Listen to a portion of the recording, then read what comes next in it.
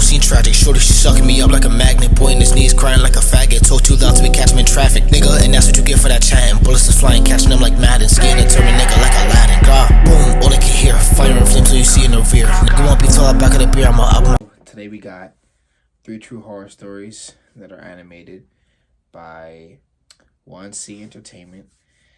This should be a good one. Let's get into it. Hi, I'm a fan of your show. This happened to me a few years ago. I'm a guy and I was in my 30s at the time. I live in a Scandinavian country. Back then, I used to go for walks late at night. It was a pretty safe area, or at least it used to be. But things started getting worse. More violent crime, mostly gang-related. Still, if you minded your own business... Just letting y'all know, it's 5 a.m. right now. 5. For me. It wasn't usually a problem. So one night, around midnight, I was out walking. Up ahead, I saw a tall apartment building, and 2 men were pacing back and forth around it. I recognized the building. A retired teacher from my school lived there. She was probably in her 50s by now. It felt a little strange seeing these guys circle the place, but I didn't think too much of it. Then I noticed they were acting off. They were standing on their tiptoes, peeking through a window. But if you see men doing this, wouldn't you decide to turn around if it's that late? They're retarded, bro. Like, they're dead retarded. One of them even picked up a stick and walked back across the yard. That's when I realized they were about to break in, and I had just walked into the middle of it. They noticed me. They stopped and turned and stared directly at me. My gut told me to move, fast, so I turned left to get out of there, but the path wasn't great either. It led past a school and an open lawn, totally empty. No people, no cover. I glanced back. At first, the men walked the other way, but when I made the last turn in front of the school, I spotted them again, hiding behind a bush. what are you doing in that situation? Why? Yeah. Oh, me personally, I ain't gonna lie, I'm getting away. Like, what would I do in that? What would you guys do? Bro, I'm I'm running. gonna try to act like one of them.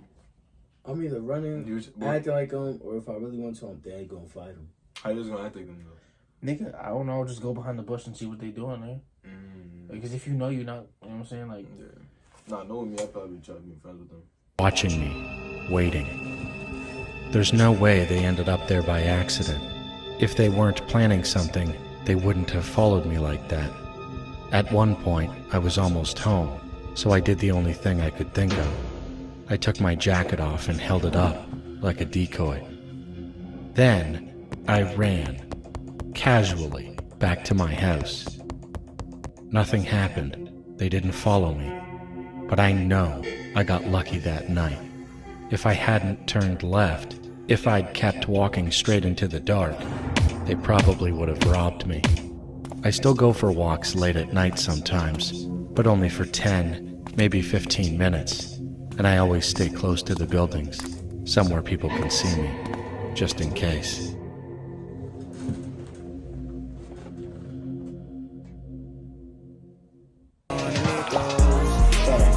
do you think the people who make this shit, like, they gotta be a little creepy? Like, just a little bit to think it's this shit. Like, it's fucking weird. Like, this is...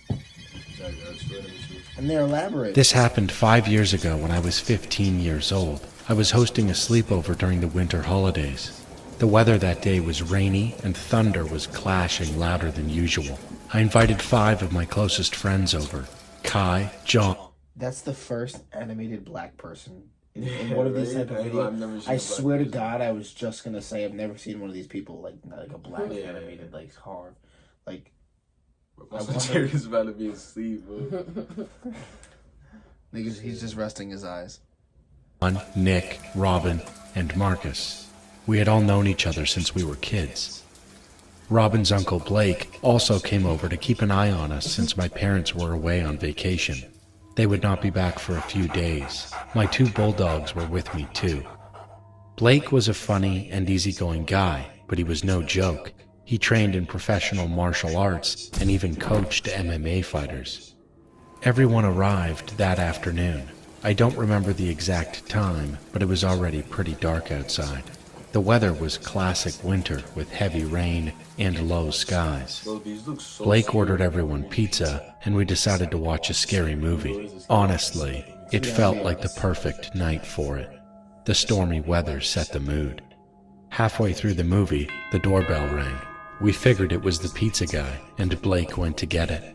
He looked through the peephole and saw the delivery man. He was about 6 foot tall and had a strange, unsettling expression. Blake said the guy gave him a bad feeling right away. He opened the door and the man handed him the pizza. There were no words, just this long, creepy smile. Blake paid and shut the door quickly. Later he told us it was one of the most awkward moments of his life. He just stood there while this guy silently grinned at him. Something about him felt wrong. Still, we brushed it off and continued watching the movie. By the time it ended, it was close to midnight. We all decided to sleep in the same room. It was the large guest room upstairs. Everyone brought their own sleeping bags. I slept on the bed, and so did Nick. The others set up around us on the floor. Blake stayed downstairs, watching his favorite Netflix series on the couch. We stayed up talking for about 30 minutes before finally falling asleep. Then, a shrug on my shoulder. Nick was trying to wake me. His face looked worried. He whispered, "Did you hear that?" There was a knock coming from the window. At first, I thought it was thunder, but then he leaned in and said, "I think someone's trying to get in." My heart started racing. We stared at the window, frozen. The knocking stopped. Then a dark figure appeared right at the glass. They were wearing a black or gray hoodie. I could not make out the face, just a shape. A shadow, but it was close, too close. Adrenaline kicked in. I jumped out of bed and ran to the window. I locked it fast, just as the figure tried to lift it open. That was when I saw it, a crooked white tooth twisted into a vicious smile, but I still could not get a clear look at the rest of the face. I bolted back across the room and shook everyone awake. Then came the knocking again, louder, meaner. He started yelling something, but the... Bro. What are you doing? It's fucking scary, bro. What are you doing? I'm getting with the knives in the crib. On the street in the kitchen. Yeah, but I feel like, what if, in the moment, I feel like you can decide between using your... I feel like you can decide between using your adrenaline as anger or, like, fear in a situation, because if you get up and decide to go outside or, like, combat it, I don't know, like, I feel like you can decide right before you have the rush. Yeah, that's a fact. Like, bro, I ain't gonna lie, 5 people, right? 5 people in the sleepover. I'm getting everybody together. We're all staying in one room for me, and calling 911, bro. Yeah, but like, I feel like in a situation, yeah, but I feel like in a situation like this, it's like, if there's 1, 2, 3, 4, 5 men, you're all cooped up together, and there's one person, like, you're really gonna, what can they do unless they have a weapon? Exactly. They could have a weapon. Yeah, but at the same time, if they had a weapon, they wouldn't be doing this. He wouldn't be trying to get in the window if he had a weapon. I feel like, because he can just shoot the bolt off the door. That's true. Let's keep watching. Words did not make any sense. It was like my brain could not process them. We ran straight downstairs to wake up Blake. Blake did not hesitate. He grabbed my 2 bulldogs and headed outside. We followed behind him. What we saw was disturbing. There was a ladder leaning against the side of the house. It was positioned right below the bedroom window. The knocking sound had been the ladder tapping against the wall as the man climbed. Blake spotted muddy footprints leading to the backyard. He ran that way. That was when we saw him. The man was crouched under a garden bush trying to hide. Blake charged at him, with the dogs barking beside him. The dogs lunged and bit into the man's hoodie, and Blake punched him hard and fast. Call the police! he yelled. We did. It took them a while to arrive because of the storm. When they finally got there, they arrested the man. Then came the part that still haunts me. The officers told us this was not the first time he had done something like this. And Blake, he swore it was the same guy who delivered our pizza earlier that night. Since then, I have never let my guard down, and my dogs, they sleep in my room now, every single night. I need $100. Guess I'll just rot until payday. No way. Just download Earnin. Check this out. It's money you've earned. There's no interest, no credit checks. Bro, one didn't really like make sense for real. Like one, that's like something that could always happen. Yeah. But like two though, that was like for me that was actually pretty. Yeah, I mean, two is pretty. Yeah. Right. I'd say it's more realistic, but. Cause one, there was really no plot to it. It was just he saw two men, and they hit him. Crazy. He walked and saw them on like a bush. Yeah. This one, it was the same guy came back, realized it was a sleepover, saw mad people. You feel me? And it actually had a plot. Like the guy came up, saw them through the window. You know what I'm saying? Yeah, I'd say number two so far. Hey Wanzi, my name is Becky. I'm from a country in West Africa called Ivory Coast, and I have a scary story that happened to me when I was just 6 years old. Back then, I lived in a small apartment with my parents. It was a quiet building, and I didn't have any friends to play with. There weren't any other kids my age around. So my parents hired a babysitter to take care of me whenever they were busy. One day, I told my babysitter I wanted to play outside the building. She agreed, and we went out together.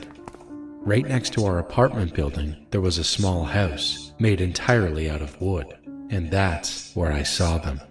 A group of kids playing right outside the wooden house. I got excited and asked my babysitter if I could join them. She said yes, so I ran over and started playing with them. They were a bit older than me, and I remember they were all siblings. At some point, the older girl in the group said she had to cook something. I was curious and asked, "Can I help you?" She smiled and said, "Okay." Then she told me to go pick up some small rocks, and some big rocks too. I didn't question it, I just did it. She brought out a big cooking pot and placed it over a fire, and then she began putting the rocks I collected into the pot. At first, I was confused, and I asked myself, what is going on? But I was just a kid. I tried to understand and tried to blend in. She covered the pot and waited. A few minutes later, she opened it again. And that's when I saw it. Inside the pot was rice and meat. Cooked, hot, ready to eat. The same pot that was full of rocks just minutes before. I was shocked, but also amazed. I didn't understand how she had turned rocks into food. I remember thinking it had to be some kind of black magic. Then she invited me to eat with her and her siblings, and I was so close to saying yes. I was young, and I was naive, and the food smelled really good. But right then, my babysitter, who had been sitting a bit further away, noticed what was going on. She ran over and shouted, "Don't eat that food!" She grabbed my hand and pulled me away. We went straight home. She didn't even say anything on the way back. She just looked scared. Now I'm 16, and I still think about that day. What kind of magic did those children use? What would have happened if I had eaten that food? Ever since that experience, I don't like eating at other people's houses. You think this shit really goes on? It really could be. Black magic's real, game. You think so? Black magic's real. And all the ones that's watching this, bro, if you really know about religion like that, bro, I mean, it's scary, bro. Don't want to be nowhere around that shit. Because I've seen with my own eyes that not every meal is what it seems. Nah, bro, I ain't gonna lie, that was scary. I ain't gonna lie, number two gotta be the most scariest right now. I ain't gonna lie. Yeah, I think number two is the scariest. Number two got the win. I ain't gonna Three, lie. then one. Yeah. One, there was really like no plot, really. It was just. Yeah. You know what I'm saying? Yeah. So the same guy. But number two, I ain't gonna lie, that shit for me. Yeah. It was,